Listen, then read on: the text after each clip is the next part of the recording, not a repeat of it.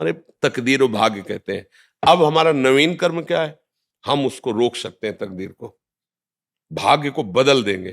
ये मानवदेह है ना, ऐसा भजन करेंगे, ऐसा दूसरों को सुख देंगे, ऐसे पवित्र आचरण करेंगे तो हमारे भाग्य बदल जाएंगे। क्योंकि वो भाग्य कोई देवता नहीं है, वो हमारे पूर्व के गंदे या अच्छे कर्म है। अच्छे कर्म है तो सुख दे रहे हैं, तो अब हम इस सुख में ही फंसे रहेंगे क्या? हमें और सुख चाहिए, तो क्या करें? उस सुख को दूसरों में बांट दें और वो बड़ा होकर के मिलेगा।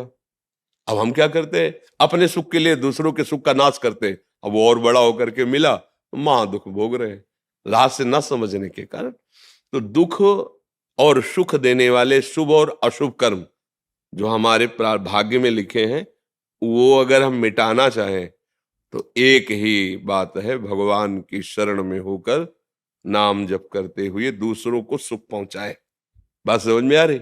हाँ, अगर हम केवल कर्म पर भरोसा करें और भगवान पर नहीं, तो भी हम अधूरे रह जाएंगे। क्योंकि सांगोपांग कर्म करने की हमें योग्यता नहीं, बुद्धि नहीं।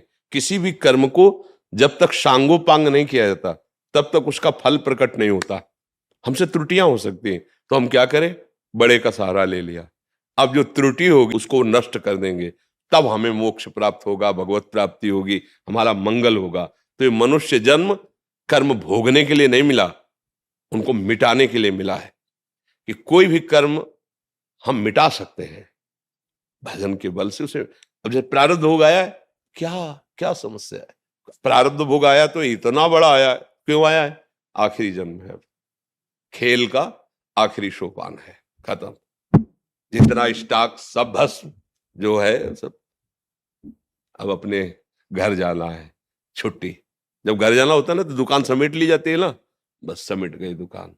बस यही बात समझाने के लिए श्री जी ने बोलने का अवसर दिया है और आप लोगों को सुनने का अवसर दिया है। ए चलना है आज नहीं तो कल, और जहां चलना है वहां इस देश की कोई भी सामग्री काम नहीं आएगी।